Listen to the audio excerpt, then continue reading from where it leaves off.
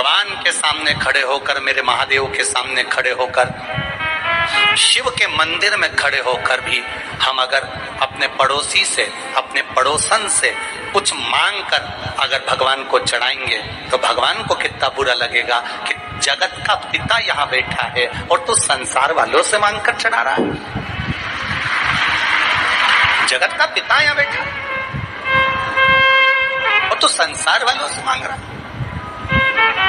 अगर तुझे मांगना ही है तो शिव महापुराण की कथा कहती है, देव आदिदेव महादेव के मंदिर में किसी से मांग कर नहीं चढ़ाना।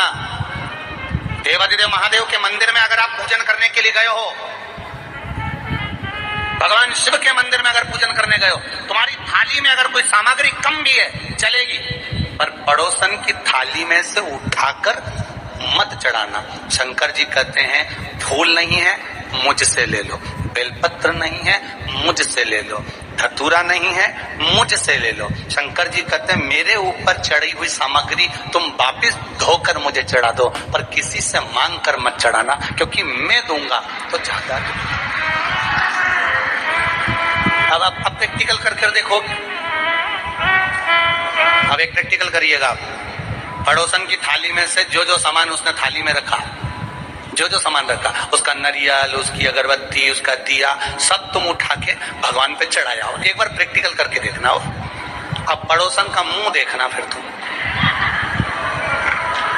तुमने तो उसकी थाली में से उठाकर चढ़ा दिया, अब उसका मुंह देखो तुम जरा जोरदार। अभी तक तो वो ब्रह्म कुमारी थी, थोड़ी देर में चंद्र घंटा बनने में उसको देरी नहीं लगेगी, थोड़ी देर चढ़ा दिया तुमने तो महादेव। अब पड़ोसन को ये लगना चाहिए कि मैंने नहीं चढ़ाया, तो इसने चढ़ा दिया, उसमें क्या दिक्कत है। पर नहीं, उसका मुंह फूल गया, मेरी थाली, मेरा सामान, मेरी पूजन की सामग्री, इसने कैसे चढ़ा दी, इसने कैसे दे दिया, बुरा लग जाए। पर अब शिव जी के पास में बेलपत्र चढ़ी है, शंकर जी के पास में बेलपत्र चढ़ी है, शंकर जी के पास में धतूरा चढ़ा है। शिव जी से बेलपत्र मांगा तुमने, शंकर जी से बेलपत्र लिया तुमने, और वही बेलपत्र देवादिदेव महादेव का लेकर तुमने शंकर जी को चढ़ा दिया। शंकर जी को बुरा नहीं लगा, शंकर जी प्रसन्न हुए हैं। क्यों? शंकर जी ये जानते हैं बहू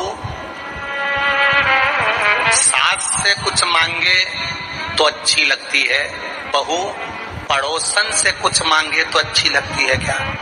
अरे बोलो तो री बेटमा की जीजिया, तुम्हारे घर की बहू, तुम्हारे घर की